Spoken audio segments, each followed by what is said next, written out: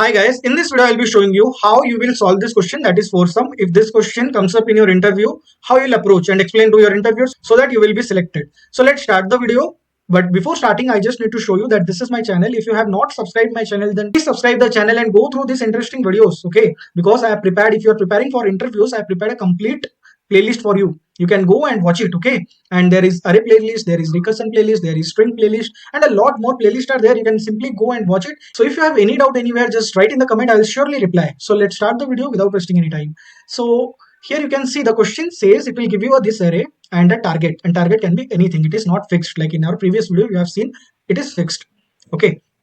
So here, based on this target, you have to find out four different values from this array which sums up to this target, okay, and you have to return a nested array at last. Okay, it is similar to our previous approach what we have done for three sum problem, but here one more index is only adding. Other than that, the approach and logic will be completely similar, but I will be again explaining you so that you will understand it better. Okay, so see here, initially if you know the optimized solution, then please don't tell to the interviewer directly.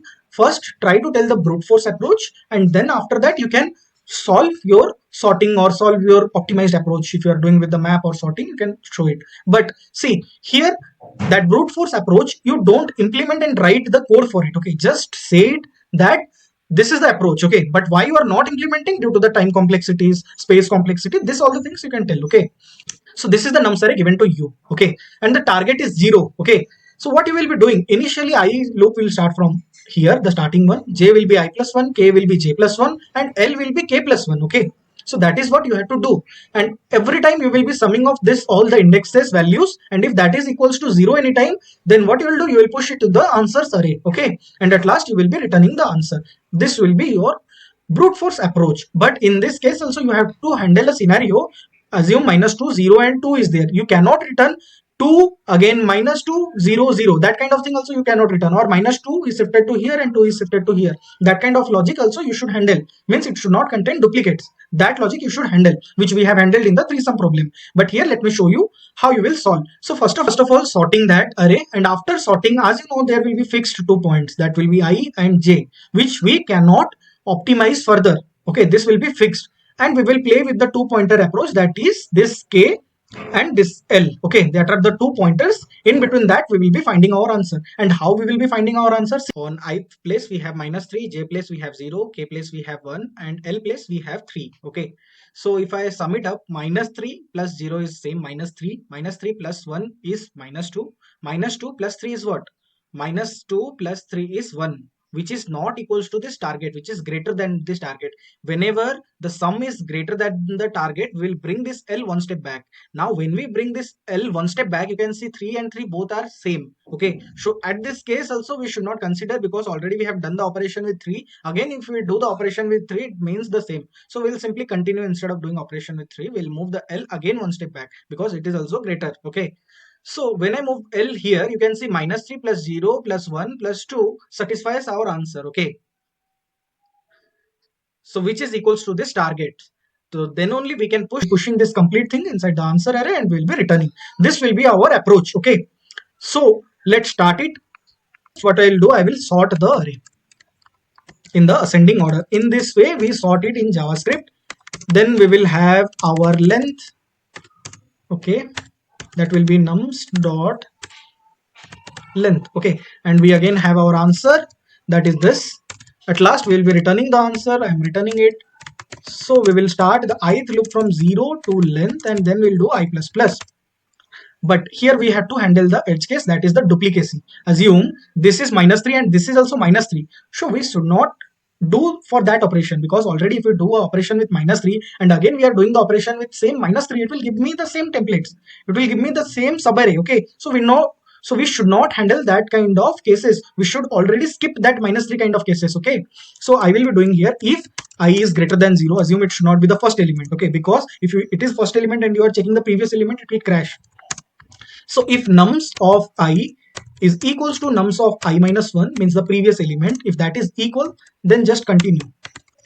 Means go to the next iteration and continue with the other elements or other indexes, next index. If that is not the case, then we'll simply do let J equals to I plus 1. J will also go up to end, and simply I will do J plus plus. But here in J also that same scenario may happen. Assume this is 0 and again this will be again if 0, then we should not take that one because it will also give the same subarrays. So we'll write if J is greater than I plus 1 and nums of J, if that is equals to nums of J minus 1, then also what you do, you simply continue. If that is not the case, then what we should do, we should take two pointers, that is K and L, and play with them for moving forward. And so we can take J and K as two pointer if that is not the case, and we will be moving those pointer based on the calculation. Okay, if it is positive, negative, less than, greater than the target. Okay, so let's do it. First we will have let J is gone, then K equals to J plus 1 and L equals to length minus 1 because it is zero based, array is zero based, and L should be length minus 1. Okay, what we will be doing, we will be checking if it is K is less than L, because if both are standing at the same locations or same indexes, then we cannot tell it as the different indexes, or we cannot return that answer. At that time we will simply return, we'll exit from the loop if should be different indexes. Okay, so let's make a sum of it. Let sum equals to nums of I plus nums of J plus nums of K plus nums of L. Okay, if the sum is less than, or you can say if it is less than target, then what we'll do, else if sum is greater than target, then what we'll do, and at last else if it is equal, then what we'll do. If it is equal, we will simply push it inside our answer array, that is nums of I comma nums of J comma nums of K comma nums of L. Okay, and after pushing I will increment the K, I'll move the K one step forward and move L one step back. Okay, because you have already taken those elements, so you will move one step this and move this one step back. But here you can see at some cases it may also happen that L, whatever you have done operation and what is your previous element, that are same, so doing operation with that is not the case. Okay, you should not do the operation with that. And if K is also, that means here assume 1 is written and here also 1 is written, assume. So at that time also you should not do the operation, instead you should move forward. So that is what we also have to handle. So that we will be handling here if while K is less than L, because it should not cross each other, and nums of K, if that is equals to nums of K minus 1, then what you will do, you will simply do K plus plus. Same thing I will copy, but this time I will do the operation with L.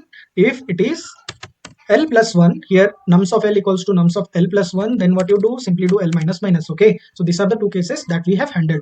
Let's see if our sum is less than target, means here it's minus 3 and this is 0, this is 1 and this is 3. So if we make the sum of it, minus 3 cancelled, and this 1 is the sum. So 1 is greater than the target. So at that time what we will be do, as it is greater than the target, we'll move this L to one step back. Okay, we'll be moving this L to one step back, and again this will be the repeating element. Then we'll again move L one step back, and then we check that this makes the sum and we'll push it to the answer. That means if it is greater than, we are moving the L one step back. So here I can do, if your sum is less than target, means your sum, whatever sum you are doing, if it is less than the target, you simply do what, K plus plus, and if it is greater than target, you simply do L minus minus. Okay, which we have seen right now. And K, so let me run this solution and show it to you. You can see it passed 2 test cases. So let me submit my answer. You can see our solution beats 81.89% and it passed 294 test cases. If you liked my approach, please subscribe the channel, share with your friends, and go through the complete playlist if you are preparing for your next interviews. That's all for today, guys. Thank you for watching.